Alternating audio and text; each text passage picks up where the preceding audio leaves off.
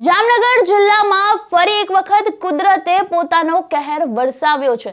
રાત દિવસની મહેનત, મોંઘા બિયારણ અને પાકની લણણીની તૈયારી જ હતી ને તે દરમિયાન કુદરતે એવો ઘા માર્યો કે ખેડૂતના મોઢે આવેલો કોળિયો પણ છીનવાઈ ગયો। ત્યારે જામનગરના ગ્રામ્ય વિસ્તારોમાં છૂટાછવાયા વરસાદને કારણે ખેડૂતોને ભારે આર્થિક નુકસાન વેઠવવું પડ્યું છે। ત્યારે ખેડૂતોએ જણાવ્યું કે તેમણે 250 થી 300 વીઘામાં માત્ર મગફળી જ વાવી હતી અને મગફળીના વાવેતરમાં આ સિઝનના પ્રથમ તબક્કામાં જ વરસાદની ઘટ હતી ને ત્યારબાદ ગત નવરાત્રીમાં વરસાદ ત્રાટક્યો હતો ને જેને લઈને મગફળીમાં ઓલરેડી નુકસાન થયું જ હતું ને જે કુદરતી થપાટ ખેડૂત માંડ ખમી શક્યો છે। ત્યાં ફરી એક વખત હાલ કમોસમી કહેર વરસતા મગફળીનો પૂરો પાક નાશ પામ્યો છે।